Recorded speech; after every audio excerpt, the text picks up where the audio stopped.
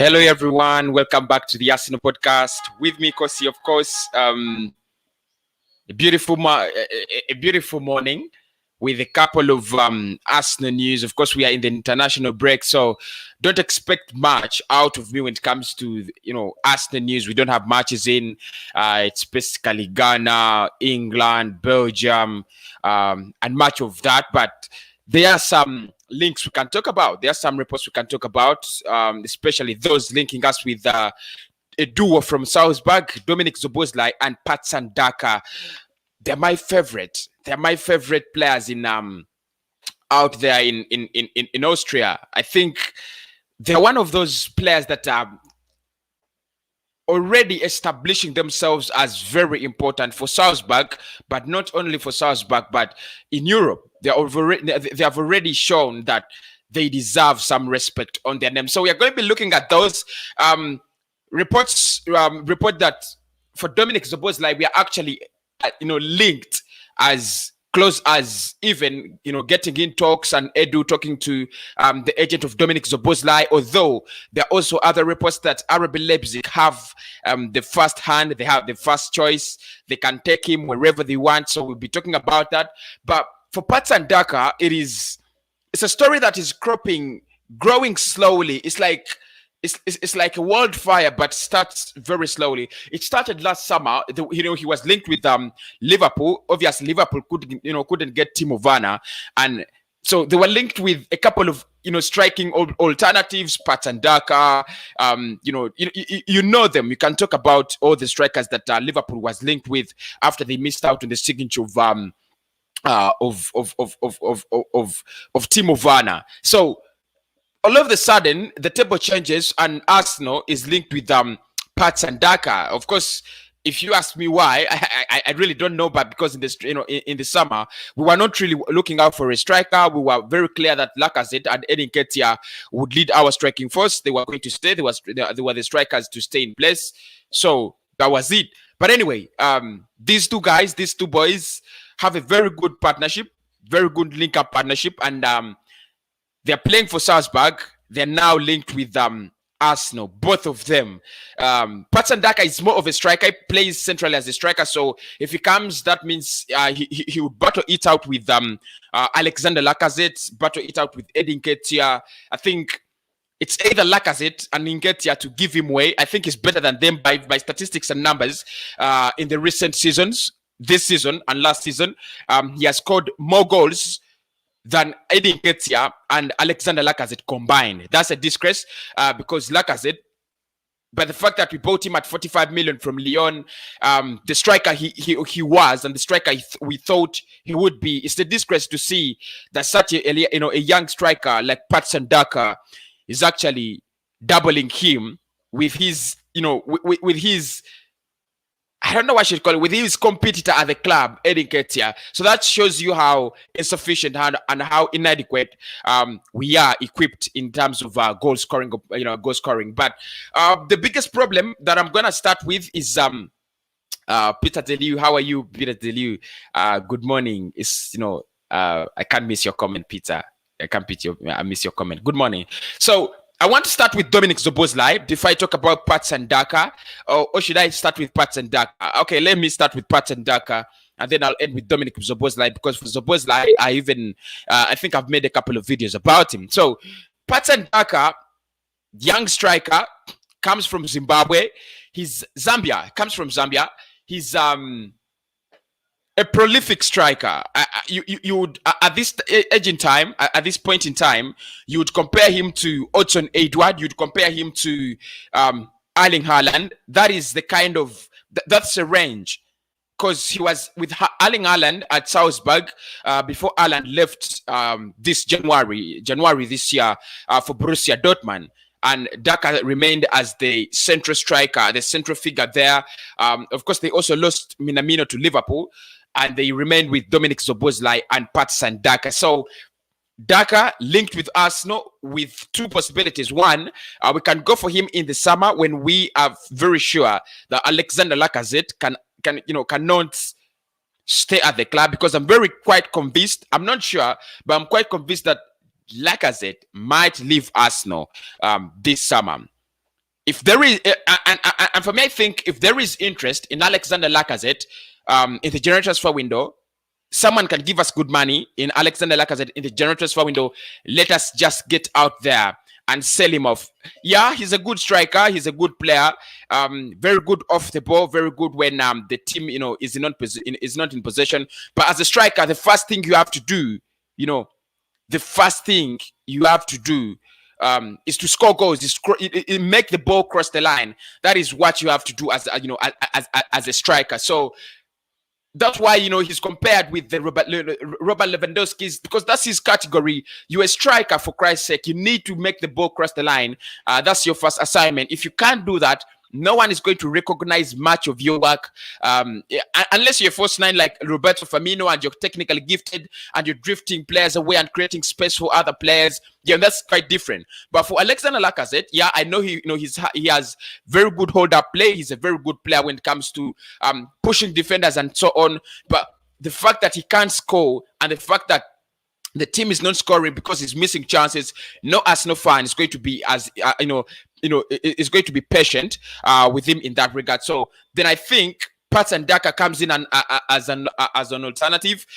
January transfer window, it might be very hard to buy two players from one club in the January transfer window already. Like I told you, Dominic Szoboszlai is linked with closely with RB Leipzig in the January transfer window. If they take him in January, it might be very hard for us to get Patson Daka.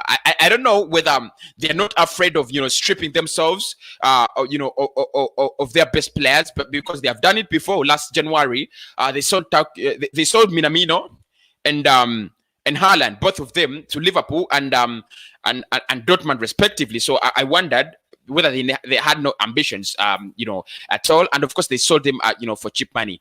But yeah, if we get Patson Daka, I think I'll be contented.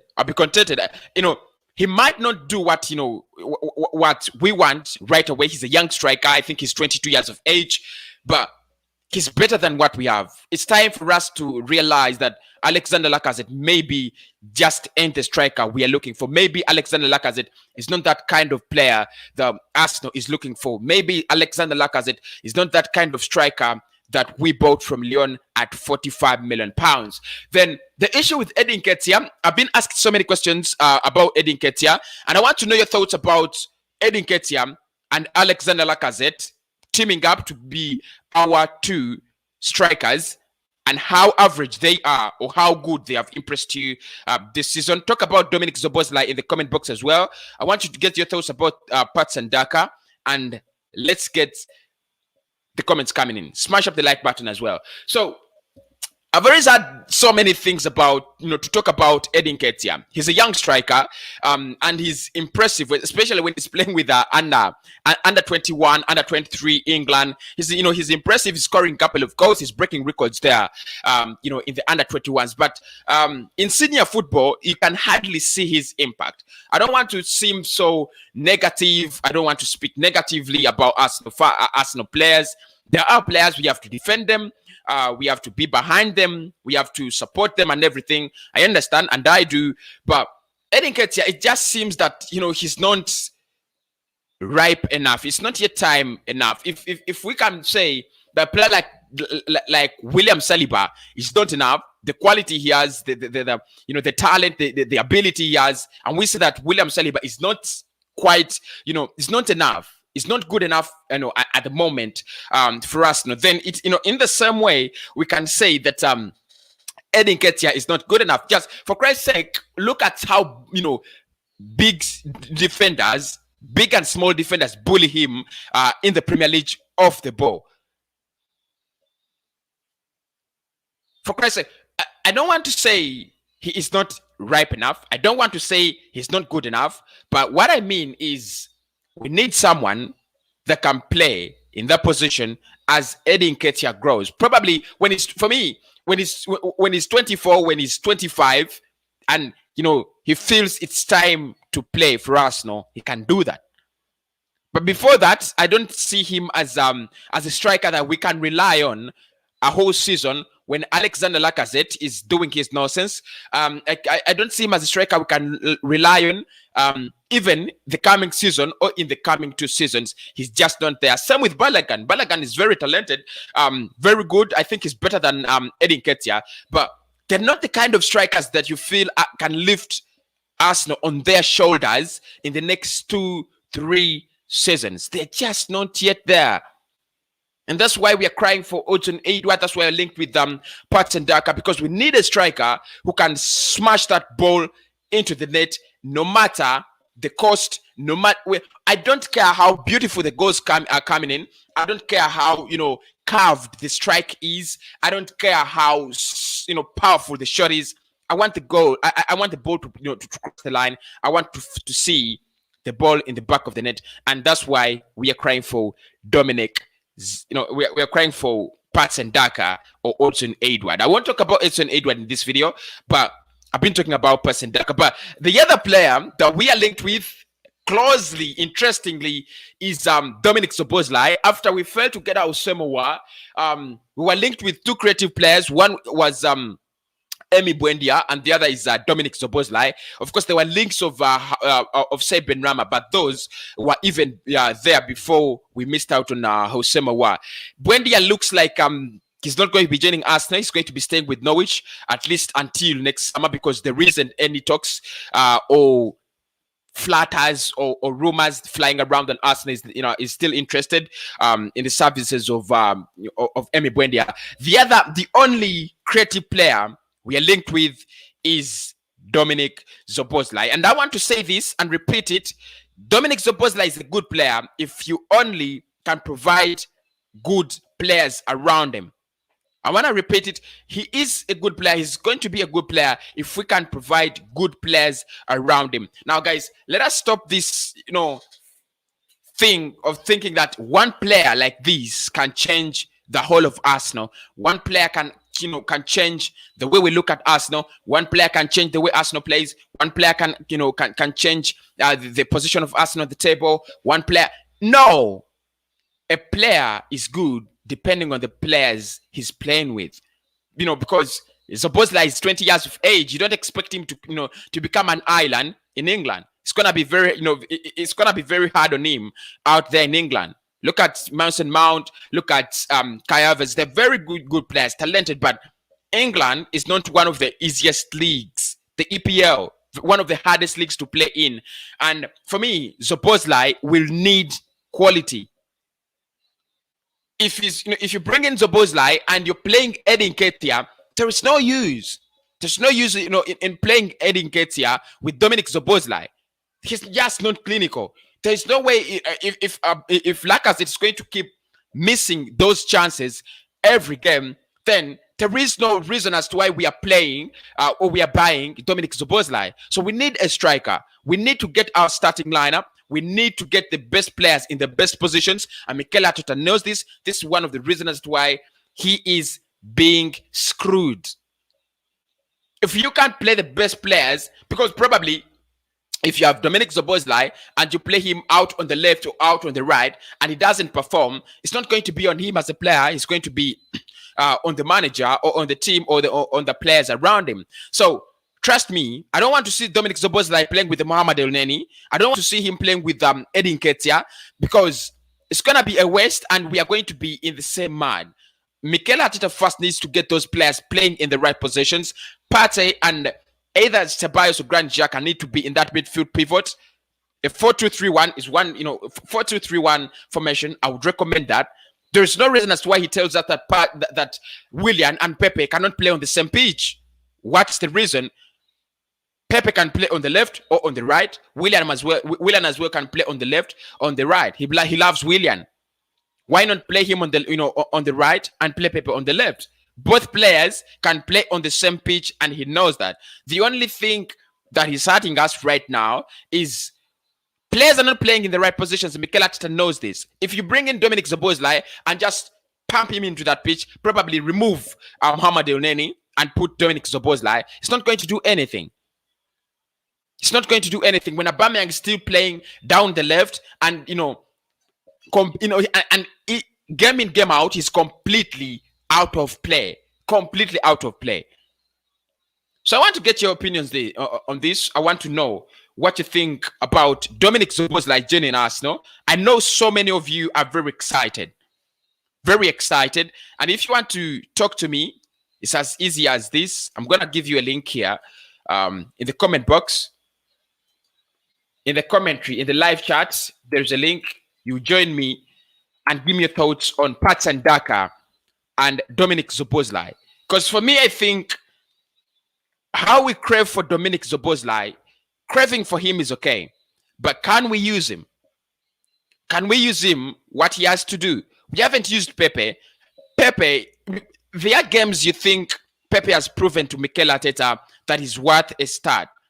There is no way player is going to mess up in one game, 2 games, and you put him on the bench. William has messed up in 4 consecutive games, and he's not getting to the bench. Pepe is getting the bench. So we need to get those players playing in the right positions. If you have Dominic Szoboszlai, he's a creative midfielder. If you're going to play him as as a number 10 behind the strikers or wherever, you're going to play him to generate the creativity out of the team. Then you need to have the best players in their best positions. I'm talking about players like Aubameyang. If you had Szoboszlai or Aouar or Ozil and they were creating for Aubameyang, that would be nice. That would be a nice combination. The reason as to why we are talking about Dominic Szoboszlai and Patson Daka is because they have a nice combination. Their managers are playing them in the right positions, and our players are not playing in the right positions. We are crying out for more players from the transfer market, but even those that we have achieved from the transfer market, with a lot of pain, because we know it's a lot of pain to sign a player from the Arsenal board. A lot of pain. 72 million. Pepe. Where is he? Where is Pepe? Free Pepe. He has come out in the media, French, the French outlets, and said he's not happy. But surely there's a reason why he's not happy. He's playing very well in the Europa League. He has played very well against Leicester City in the Carabao Cup, and you're not giving him minutes. When he came on against Sheffield United, he changed the game. Give him more minutes. Give him consistent starts. Probably he has the answers we are looking for. That's what I would think. That's what my instincts tell me, that a player like Nicola Pepe needs more time. That a player like Pierre-Emerick Aubameyang needs to play down the middle. That is when we can say that the players we have are just not enough. We need more players from the transfer market. But Szoboszlai is a good player. Szoboszlai is a good player. Daka is a good player. I can look at V9. He says Daka has the most assists with 5 goals. With 5 and 2 goals. I think he's meaning Dominic Szoboszlai. 5 assists and 2 goals. And his appearances in the Champions League this season have been absolutely very good. They have been so good. There is no doubt Szoboszlai is a player we want. We are going to face a lot of competition from RB Leipzig, but he's a player we need. He has what we need, but he is not the only answer to the situation we are in right now. When we are playing 8 players behind the ball against Aston Villa, and you introduce Dominic Szoboszlai, he's just going to be a 9th player behind the ball. We need to change the tactics, especially when we are at the Emirates Stadium. When we are on the road, you can play the bus. Nobody's gonna blame you. Probably you're respecting the opponent. You're giving them, you're according them the respect they want at their own place. But for Christ's sake, you can't play 8 players behind the ball, sit back at the Emirates Stadium against Aston Villa. Even if they were not Aston Villa, even if they were West Brom and they were not sharp enough, and you give them all that time on the ball, to find answers, they were surely going to find one. And they found 3. We never responded in that game. I don't want to take it out on Mikel Arteta in this video. I want to talk about the transfer market, because I told you this channel was built on transfers, and they're my most interesting parts of football. Transfers. I really love transfers. But bringing in Dominic Szoboszlai, bringing in Patson Daka, does it change the way we play football? Does it change the mentality Does it change the tactics? It doesn't. Szoboszlai is one player. For example, if we had Partey, Saka, Bellerin, and Elneny in the midfield, four, it only means that we are pulling out Mohamed Elneny, just one player. Just one player. So probably we also need to change the tactics. Mikel Arteta needs to change the tactics. There's no way we can play such a defensive game for the rest of the season. There's no way. We are not going to score goals and we are going to concede. We are bound to concede however much, even if we brought prime Nesta, prime, Pirlo, prime whoever defender, I think, prime Ramos, prime Pepe, prime Puyo, and brought them, into Arsenal and made them very comfortable in that defense. We were bound, we are bound to concede. We shall concede. There is no backline that doesn't concede. Even if you have prime Iker Casillas or you bring back prime James Lehmann, we are going to concede. Even if Tony Adams came back, we're going to concede. But how do you respond? We can concede 2 and score 4.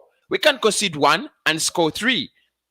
That is acceptable. But what for me is not acceptable is the fact that we can get out there in the January transfer window, get a striker, get another, creative midfielder, probably Ausema or anyone, and then we get, we make them sit behind the ball. It's going to be like the way Jose Mourinho uses his talent. He wants the best players in the world to sit behind the ball and do nothing. That is it. That is it. Oscar Taria says, because you have just joined now, please can you update me about transfer? Oscar from Kenya. How are you, Tarius? I'm very good. Thank you for joining the show, though. We are talking about 2 players. One, Dominic Szoboszlai, and the other, Patson Daka. Both playing with RB Salzburg, Red Bull Salzburg. Of course, Daka is the striker, and then Szoboszlai is the creative one.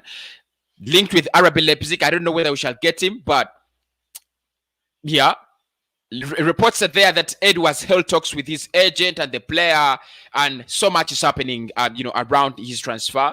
Then the other is Daka. Like I said, he's the striker, and he could be the possible replacement of Alexander Lacazette. And the solution we have to the crisis up front, if Aubameyang is not going to play as the striker, we need a good one. And for me, it's either Daka or Ochen Edward.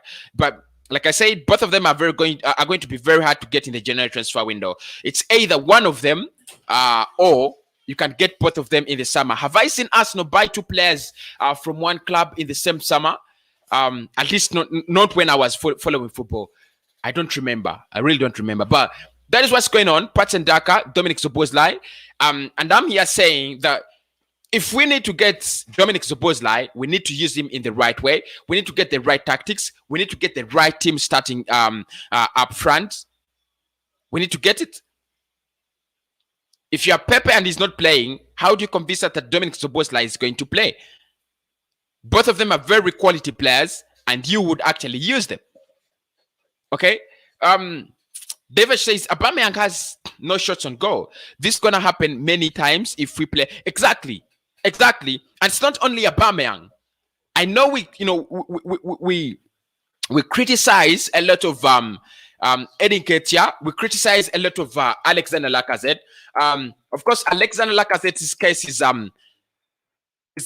is optional.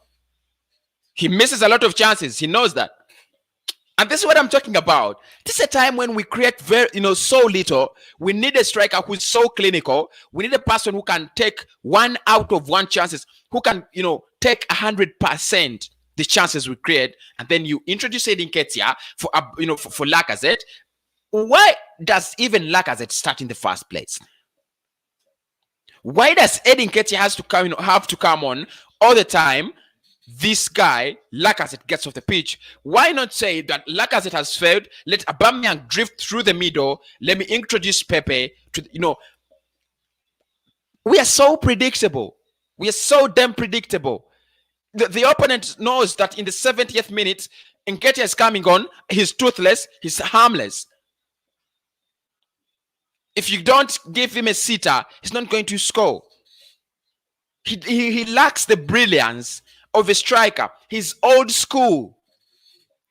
Give it to me, put it on my boot, I splash it into the net. If you fail to do that, I'm not going to score. That is no way. That's no way the new kind of, striking. Look at Harry Kane. He can score from all angles. Has Edin Nketiah, had a shot outside the box, the 18 years box? Have you seen him do that? I've not seen him do that. Look at Aguero. Look at players like, Sadio Mane. They never wait to get into that spot. They never wait for the ball to arrive to their boot. They look for that ball and look for the corners of the goal. The goal posts, are their target. Nketiah is waiting when someone gets that ball, glues it onto his feet, and he crosses it over the line. That's not acceptable. That is just not acceptable. But I want you to join me in using the link in the comment box. Give me a call. Give me a call. Give me a call. Give me a call. I'll be taking your comments and I'll be reacting to some of your jazz as well. Sunday Simon says, what is this special in Willian that Arteta always uses him ahead of Pepe? Honestly, I can't explain. I can't explain. This is what I'm talking about. This guy gets 4 consecutive bad performances. He's still on the pitch. He's still playing regular football. Pepe gets staggering performances. 2 good, 1 bad, 1 bad, 2 good, and he never gets a chance to play for us. If you ask me what that means, I think Mikel Arteta knows better. OLS game was a setback. I will see us improving in the following games. I believe in on Arteta. Nobody doesn't believe in Arteta. I'm 100% pro Arteta. I think he has done so much for the club. I think there are so many things that has changed. But is he the right man to take us forward? Only time can give us that answer. But I believe in him. I love him. He's one of the best managers I've seen at Arsenal. I'm like, okay, he has changed this. He has changed this. The morale at the club, the attitude, so many things have changed under Mikel Arteta. But there are those things that he does and you feel they're not right. Saliba is out, playing with Steve Bold's under 23, doing wonders there. And the team this side is crippling. He's not playing Mesut Ozil because of football reasons, and the football reasons cannot give us creativity. Why not give us the creativity we want if you left out Mesut Ozil because of football reasons? All those questions, they need an answer. Surely they do. They need an answer. Then Tyrone, I don't know, try more. When you talk about the next games we have Leeds next, away from home. We have Wolves. We have Tottenham Hotspur. Those are not easy games, blood. Tottenham Hotspur is on fire. Well, you can make an argument that they have not played any hard fixtures, apart from Manchester United maybe, this season. But they look good. They smashed Manchester United like they were smashing P2 Kids. The PE teacher, was humiliated, disgraced by Jose Mourinho. And Mourinho is not afraid of disgracing anybody. He comes and he has a chance to spank you 5, spank you 6. He's gonna do it. And if you can't score against Aston Villa, how sure you can score against Jose Mourinho? That is his technicality. That is his field of expertise. You just can't score past him. So we need to think twice. Marcelo Bielsa, you mean you can score 5-3 goals against Marcelo Bielsa's Leeds? You know how they play. They play a high pressure pressing football. They're going to put a lot of pressure on that midfield. They're going to put a lot of pressure on that back eight that Mikel Arteta is proud of and boasts with. I hope he gets the answers in the international break so that by the time we get back into football, he has the answers. Otherwise, we are done. We are just done. Yusuf says, we need 2 players, Daka and Szoboszlai, because our strikers are not good. Look at Lacazette. He missed a lot of chances against Liverpool. I still remember. He missed a lot of. He missed a golden opportunity against Aston Villa. That should have been a game changer. Against Leicester City, those opportunities, should he have taken any of them, they should have been game changers. I agree. I do agree with you guys. I do agree. But are we playing the best players in the best positions before we talk about getting in new players? Is it justice for Aubameyang to play down on the left? Is it justice? It isn't. You know that, guys. You know it. It isn't justice for Aubameyang to be playing on the left. Yes, I know. Last season, he didn't do so bad. But I thought as a manager, you look into it and you look at it and see that this guy is not actually playing so well down the left. Let me maybe play him down the middle, maybe. But it's just not happening. Why is he not playing Reece Nelson? He knows better. He knows better. I think the performances I've seen Reece Nelson this season in the Carabao Cup, in the Europa League, I've been impressed. I loved what I saw. I loved what I saw. So if Mikel Arteta is not playing Reece Nelson for any reasons, I'm concerned, but I'm not to answer. I'm not really not to answer. We must avoid using Nketiah as a substitute for Lacazette and use Aubameyang as a winger or striker. When we were under Arsene Wenger, there was a time when things were too predictable, and you could know that before 70 minutes, 73 minutes, 75 minutes, no substitution is going to come on. There are times when you knew that the best player on the pitch is going to come off. Arsene Wenger, and it was just that. Maybe we have another Arsene Wenger, young blood flowing in his streams, and I don't know. I just don't know. For me, I just don't feel what is so special about Eddie Nketiah that we are clinging on to him every game. If he doesn't start, he comes on for 20 minutes. What is so special about Eddie Nketiah? Guys, someone tell me in the comment box, what is special about Eddie Nketiah as a striker? Not what he has done, but what is so special about Eddie Nketiah? Does he run? No. Does he have the energy? No. Is he very clinical? No. Is he the best young striker we have in the academy? No. What is so special about Eddie Nketiah? If we cannot play Emily Smith-Rowe and Joe Willock, why do we play Eddie Nketiah? What is the difference between those three? What is Eddie Nketiah got to have so special that these other players do not have? Why does Eddie Nketiah start ahead of Pepe? Why does he get more playing time ahead of Pepe? Why?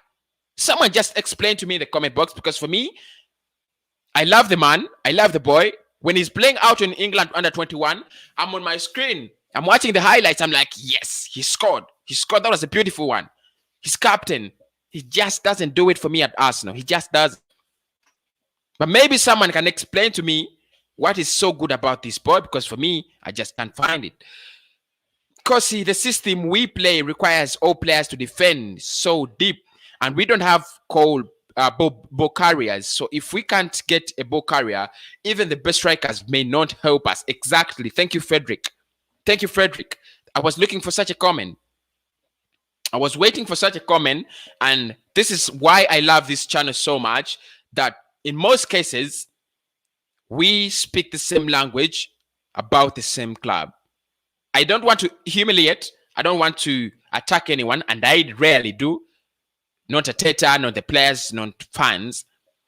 But for Christ's sake, you cannot play 8, 6, 7 players defensively and you expect to dominate the game. How? How do you dominate a game when you have spent all the rest of your life, the rest of the game, playing a defensive play? The ball carriers we have, we have Pepe, we have Pate, sorry, and no one else. Ceballos loses the ball as soon as he reaches the halfway mark. Same with Granit Xhaka, same with Mohamed Elneny, same with Matteo Guendouzi, same with all the other players that you can think about. That means there is no reason as to why we are starting that ball from the back. There is no reason as to why we are sitting back, because we are not good on the break. This is what hurts me most, guys. We want to play a defensive style of game, yeah, but we are not good on break. We are absolutely so bad on the break. Then why do we sit back then? Why do we sit back? We are not, we are not playing counter-attacking football. We are not playing dominating passing football. We are not. What are we even doing? We have 6 defenders on the pitch, 8 players behind the ball, and Aston Villa toes us apart, and we are still playing a defensive game at the MH Stadium. It's like we had come for a loss that we didn't know how much we would lose. And we were comfortable. We lost 3-0. Very comfortable. We lost 3-0 to Aston Villa. That's just not acceptable. It's just not acceptable. Mikel has to learn. This is Nathaniel, the flawless gunner, says Mikel Arteta has to learn. I don't think he's going to learn from his mistakes. I'm not really sure. But we are here to see. We are the fans. He's the manager. We are here to see whether he learns or not. Devesh says, how many matches you give Arteta, you can decide if you are Arteta in or out. So far, the 8 performances, I'm Arteta in. Absolutely, 100% Arteta in. The problems that we have at the club are not solely because of Mikel Arteta. I know there are some stupid decisions he has made. There are some reckless decisions he has made, but it is not completely on him. There has got to be another explanation. This has been happening for the past 8 years, and Mikel Arteta has been in charge of Arsenal for only 28 games. So there is got to be another explanation somewhere.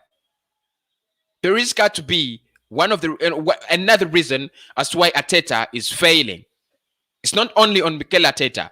The inexperienced, everything, I understand. And I do understand the agenda, the people driving the agenda of Mikel Arteta out. But it's not solely on him. It's not solely that he is doing a bad job. No.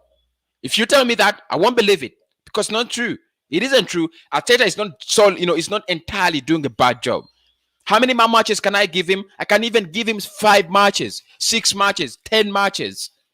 I know he can win 5 in the coming 10 fixtures, draw 2 and lose 3, or win 5, draw 1 and lose 4. And I'll still be a Mikel Arteta man. We need to get him the players he wanted.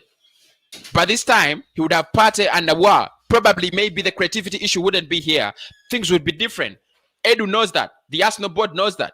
Everybody at Arsenal knows that. He wanted Aouar. Romano said it.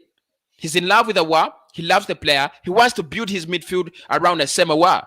They gave him Thomas Partey, which was a very good signing. They denied him Aouar. How do you expect him to get creativity out of Mohamed Elneny? How do you expect him? How do you expect him to get creativity out of Granit Xhaka? So I can give him more games, 5, 6, 7, 8, 9, 10. I can. Until the January transfer window. I want to see what the Arsenal board is doing. Are they interested in Arsenal performing to the best levels, or are they contented with what they are saying? Lacazette cannot play well because he is always helping in the defense, because the midfielders are not sending the ball to the attackers. Nelson must be playing. The truth is, I want to defend Lacazette. But Lacazette has been there at a time when Arsenal had Mesut Ozil, Aaron Ramsey. The chances were there. Lacazette has never proven himself as an important player at Arsenal. I want to repeat this. He has never proven himself as an important player at Arsenal, and he is not doing so right now. He ain't. I want to defend him. Yes, I know there is scarcity of chances, But how well has he used the chances that he's getting often? These days, the chances are, the chances are scarce, but they're coming in. He gets a chance, a decent chance in every game. Does he take it? He doesn't. So it's two-way. You can't defend him in the light that we don't have chances and he's always, way deep in the defense and so on. But when he's got to score, when the chances have been provided on a silver plate, has he taken the chances? The answer is he has been absolutely crap. Okay, why are they not settled Ozil issues and bring him in? I think the Ozil issues are bigger than Mikel Arteta. Of course, he told us that he left out Ozil because of footballing reasons, but all of us know it's not true. Smash up the likes, guys. I don't know how many there are so far, but I know we need to smash them up. But I love the comments. And I love the engagement. It's pretty clear that you guys are enjoying what you're saying because the comments are coming in. I want to get your opinions. You can also call me, by the way. The link is in the comment section. You can call me and bring on your ugly voices or faces so that I can actually, listen to them. Why have like I said, Ozil, the reason that's why we're not playing Ozil is not entirely on Mikel Arteta. I know he took the blame, but it's not entirely on him. There is a reason. He was one of the most improved players when Arteta came in. You remember, right? He had a couple of good performances, and boom, he disappears. Everything goes against him. Where is Ozil? He's writing, statements on Twitter. He's paying for Ghana Saurus and everything. But he's not on the pitch. He's still an Arsenal player, one of the most paid. He's not on the pitch. What the hell is happening? Because let me tell you this: if it wasn't Mikel Arteta and you're reaching a club and you're not playing the most expensive player in terms of wage at the club, you've got answers to answer. You've got questions to answer. You must have the answers. You're wasting the club's resources by not playing a player who's got to be playing out there because he's earning a lot. But do you see Mikel Arteta under any pressure when it comes to Mesut Ozil issues? No. I'm telling you this. If it was that Mikel Arteta is not playing Mesut Ozil for personal reasons, the pressure would be already on his head. Like it is developing on his head on the Pepe issues. But because there isn't any pressure, there isn't anything to show that Mikel Arteta is actually on pressure because Ozil is not playing, it is above him. Someone up there needs Ozil out of that squad badly. And they have the power to influence. They have the power to influence the decisions, and they're already doing it. So it's not on Mikel Arteta. It's not on him. Kosi, I never trust Leno. You have started. You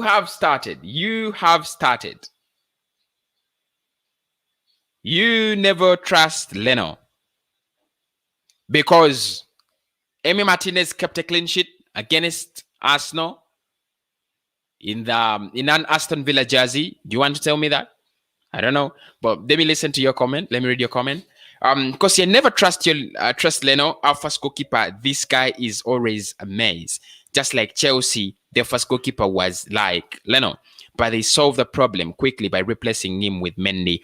They didn't solve it so quickly. If you say they solved it quickly, a Chelsea fan will want to put a stone on your head. Chelsea really suffered for some time with Kepa. I mean, Kepa was such a bad goalkeeper. But for me, I don't know what Kepa and Leno are up to. They're decent goalkeepers. They're very good shot stoppers. At least for that, I can put my arm, for sale. I can bet my arm. They're very good shot stoppers. I don't know what the hell is wrong with Leno. Last season, he wasn't like that. You guys know that. He wasn't. He was a very good goalkeeper. I don't know whether he has any personal issues or he has any upheaval going around in his life. I don't know why he is so full of mistakes. Every time he appears on the pitch, he wants to make a mistake. If he doesn't make a mistake, he doesn't count it as a game done. For Christ's sake, I can't understand.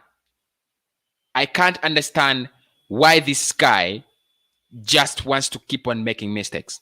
I just can't understand.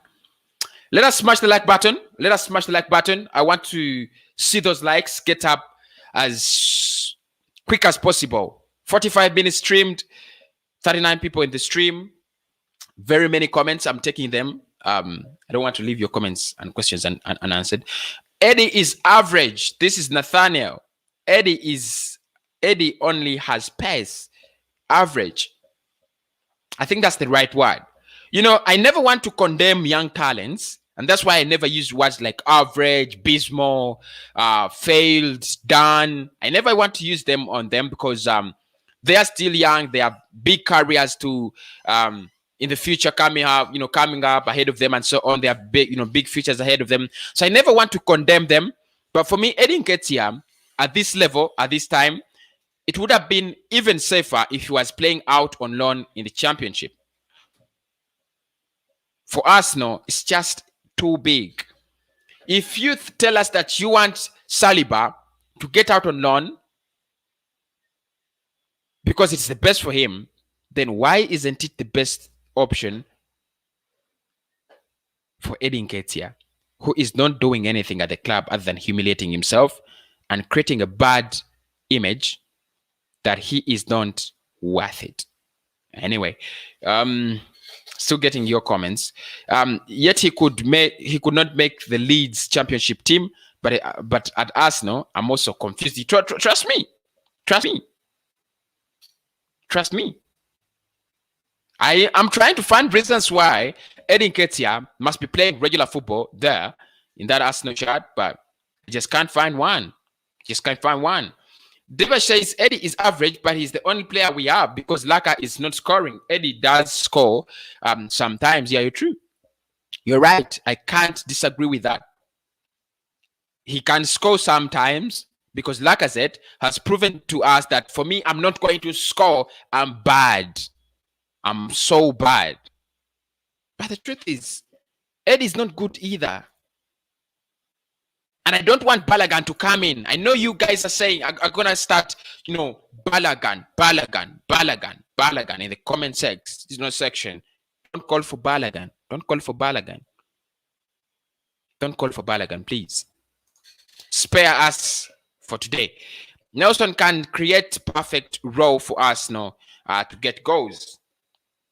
You think so? Yeah, I've seen him play this season. He has been quite amazing.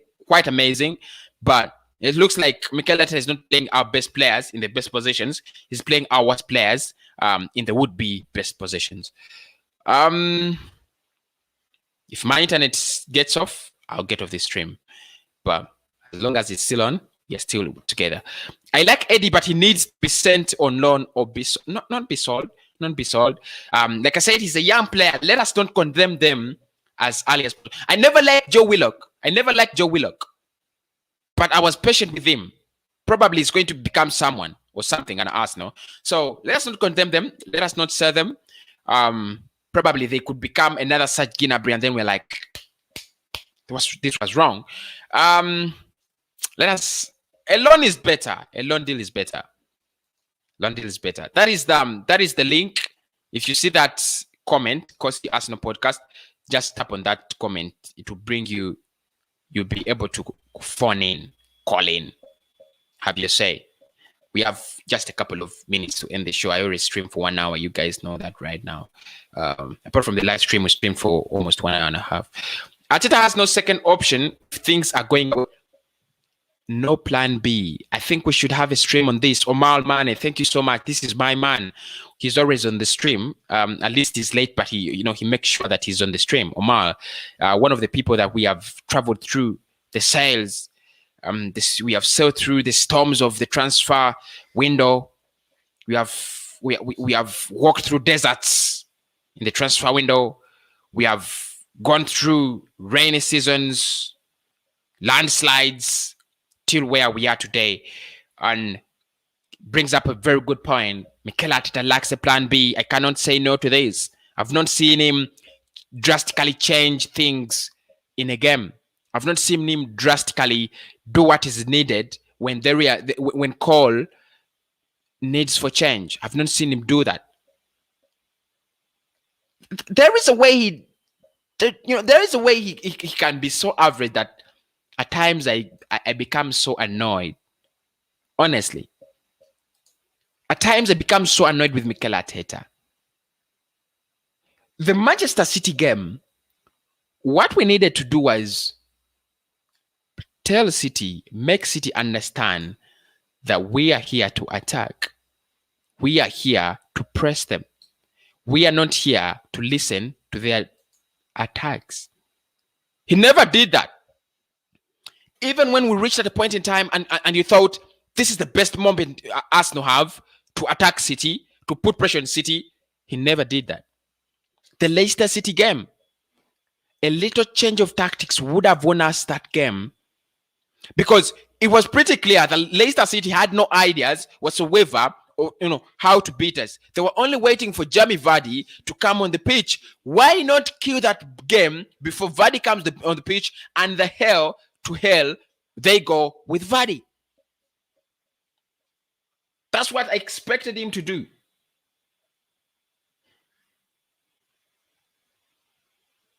That is what I wanted him to do.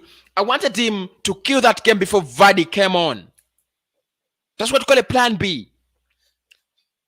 That you have a certain strategy. It is working, but limited to some extent. Where do you turn to? He doesn't have that. His books are like Pep Guardiola's. Pass them, pass around, pass around, pass around, pass around. That's why they can pass around the whole game, and they do not. And if you're very good, they don't get chances. Trust me, if Guardiola had this team, we wouldn't be seeing better results. He's a good manager. I don't mean to disrespect him, but his shadow, Mikel Arteta, tells us what would happen if he had such a bad team. Anyway, let me increase the speed at which I'm looking at the comments. I feel more strongly that our team needs to urgently add a creator and a striker. This is Andrew. Well, I'm not against Lacazette. His peak period is like fading away most fast. Yeah, his peak is fading away most fast, very fast. We need a striker and a creative player. I agree, but are we playing the right kind of football? No. If we bring these players and we don't change the style of play, we don't change formation, we don't change the tactics, are they going to benefit us? No.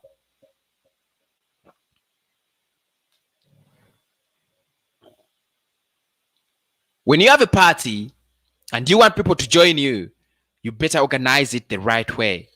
Otherwise, it won't be a party, it will be a funeral.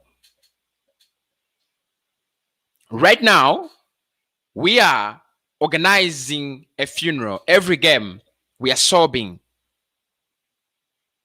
And we want people to join us with champagne because we call our funeral a party. Pepe must start every game. This is Johnny Anderson. Thank you so much. I don't want to add anything to that. That should be it. We need a Santi as an assist and as an assistant. I don't know whether it's easy for us to get a player like Santi Cazorla anymore. He will be a very good player for Mikel Arteta because Arteta just doesn't feel like playing a traditional number 10. So if you brought him, if you gave him a player like Santi Cazorla, then it will be awesome. But I don't think he's about to play him. Nelson is a creator. He is a creator. I do not intend to disagree. Ozil is around 30 to 31 years as a world-class midfielder. Why Arteta taking such decisions? Let us not take it. No, let us not take it out on Arteta when it comes to Mesut Ozil. I know he has bragged about it that I'm the big man. I've left him out of the pitch. I've decided that he's not going to play. But no, I do not agree. I don't think it's his call. I don't think it's his call. Unless I'm wrong. Arteta has no second option if things are going are not going our way, my guy. It's true. It's true, Omar. It's true. Very true. Also needs to needs the right environment. I think with Partey around, Xhaka around, Ceballos around, the right environment was here. The right environment was here for Ozil to deliver, but looks like he never got the chance to do that. 5 more minutes and then I'll be off the stream. But I didn't get any callers. I have so many comments. I don't know whether I'll finish them, but I'll try to finish them. Arteta must leave. This is Neo. Now, we have talked about this. I was not streaming. When I came back to streaming ways, we talked about this. Should Mikel Arteta actually be on his way out of Arsenal? We talked about this and we did agree that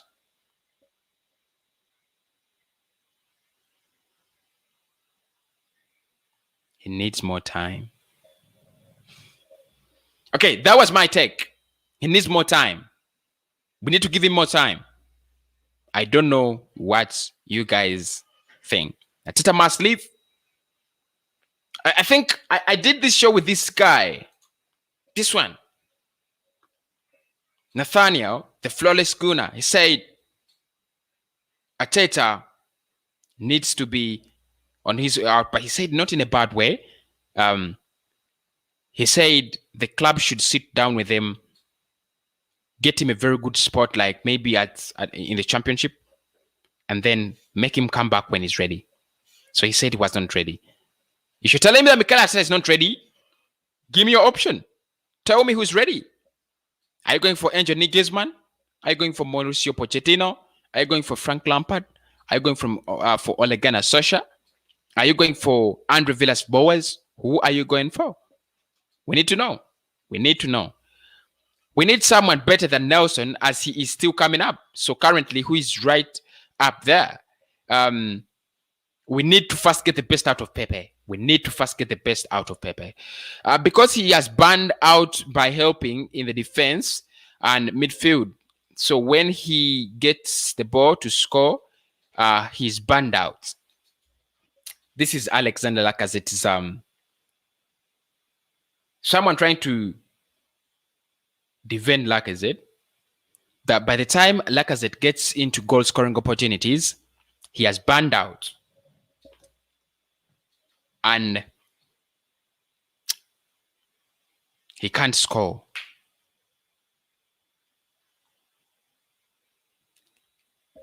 I won't react. I'm not going to react to this. Let me respect the opinion. The board has a responsibility to do 100%. 100%. They have a big role to do, and they have a big role they're playing in why we are abysmal, why we are flat, why we are predictable, why we are not acting like a big club, why everyone thinks Arsenal is the worst club among the top 6. They have a big role. Big up the Arsenal board. Big up. I think for the past 10, 20 years, if their goal has been to make Arsenal average, they have achieved it with bonuses.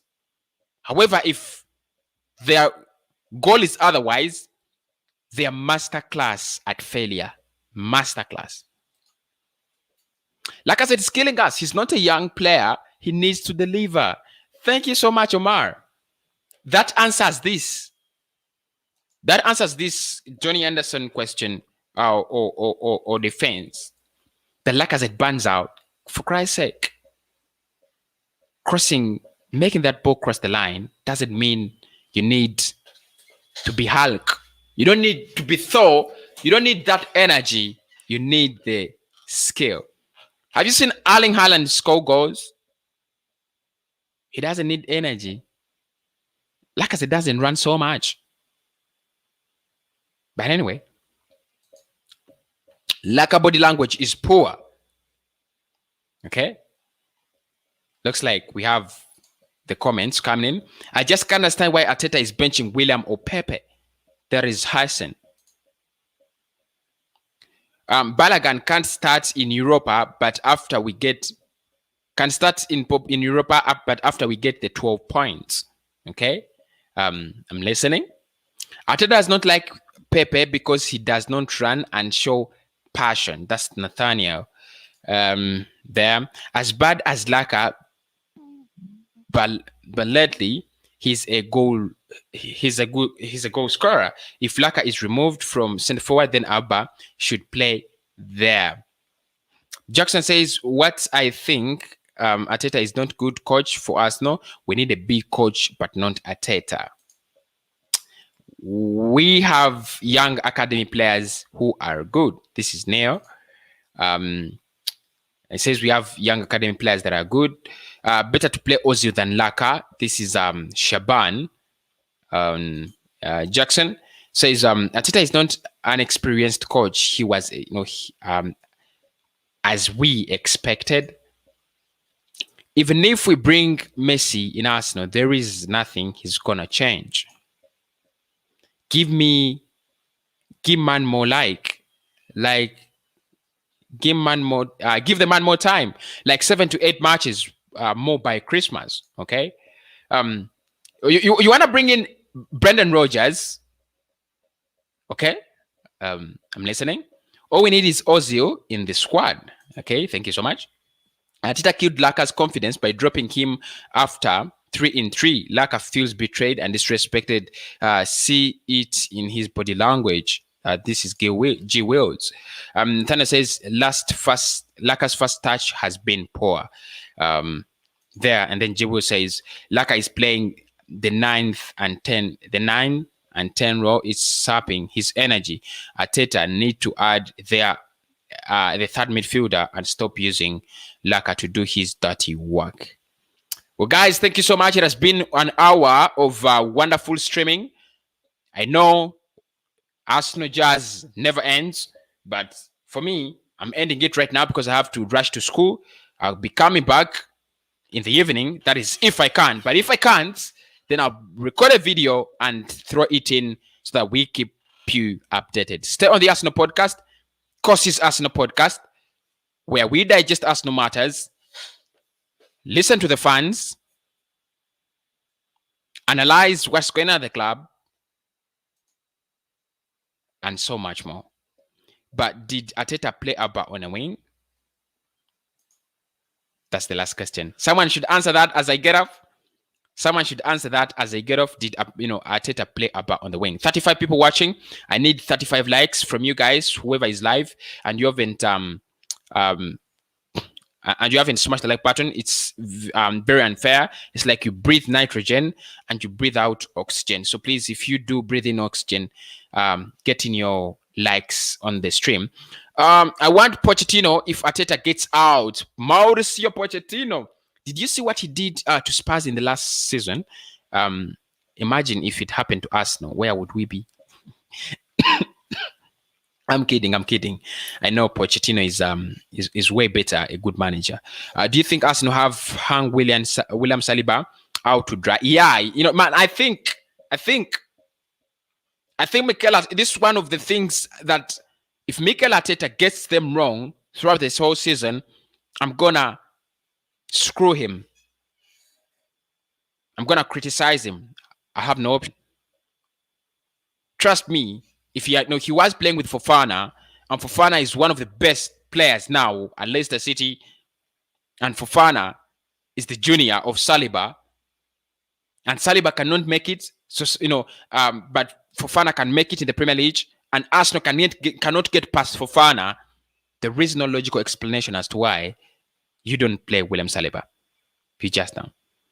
The reasons are there that the guy lost his mother, the guy is this, the guy is that, but I'm just not buying them. I'm not. So with 1 hour and 5 minutes streamed, I'm leaving the stream. I think I should just check my hair as I walk out of the studio because I don't have a lot of time to check my hair. But I love you so much. And I know you guys love me too. That's why you always come on, give me the comments, the likes. And there are videos I shoot and I'm like, okay, this video has been watched. The comments coming in, okay? The likes. Don't ever forget to smash the like button. But if you're new to the channel and you haven't subscribed, do yourself a favor, because when Arsenal news comes in, it is the Arsenal podcast that you can get them. There are so many other channels, of course. So never forget to subscribe to any Arsenal fan channel, including this one. I'm out.